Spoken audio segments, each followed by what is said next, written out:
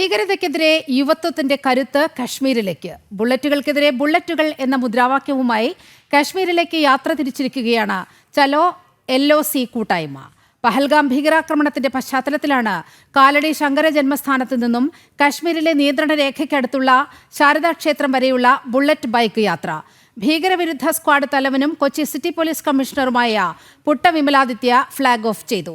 രാഷ്ട്രമാണ് വലുത്, ഭാരതത്തിനെതിരെ നീങ്ങാൻ ഒരു ശക്തിയെയും അനുവദിക്കില്ലെന്ന സന്ദേശവുമായാണ് 26 ബുള്ളറ്റുകളിലായി കാലടി ശൃംഗേരി ശങ്കരമഠത്തിൽ നിന്ന് ബുള്ളറ്റ് ബൈക്കുകളിൽ യാത്ര ആരംഭിച്ചത്. കശ്മീരിലെ നിയന്ത്രണ രേഖയ്ക്കടുത്തുള്ള ശാരദാ ക്ഷേത്രം വരെയാണ് ദേശീയതയുടെ കാഹളമുയർത്തിയുള്ള യാത്ര. മെഡിക്കൽ സംഘമടക്കം 53 പേരാണ് യാത്രയിലുള്ളത്.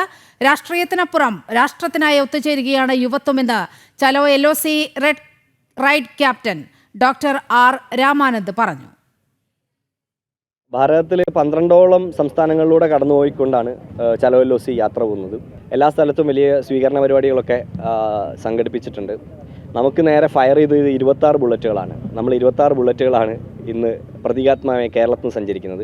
ഇടയിൽ വെച്ച് നമ്മുടെ കൂടെ മറ്റ് ബുള്ളറ്റുകളൊക്കെ കൂടിച്ചേരും. അങ്ങനെ 100 ബുള്ളറ്റുകൾ ഭാരതത്തിൻ്റെ വിരിമാറിലൂടെ കശ്മീർ ലക്ഷ്യമാക്കി സഞ്ചരിക്കുകയാണ്. ഭീകരതയോട് ഒരു സന്ധിയുമില്ല എന്നുള്ള സന്ദേശം ഉയർത്തിക്കൊണ്ട്. പഹൽഗാം അറ്റാക്കിന് ശേഷമാണ് ചലോ LOC ഒരു മൂവ്മെൻ്റ് ആയിട്ട് തുടങ്ങിയത്.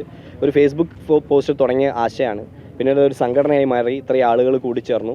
എല്ലാവരും ഒരുപക്ഷെ പരസ്പരം പരിചയമുള്ള ആളുകളല്ല, എല്ലാവരും അമച്വർ ആയിട്ടുള്ള റൈഡേഴ്സാണ്.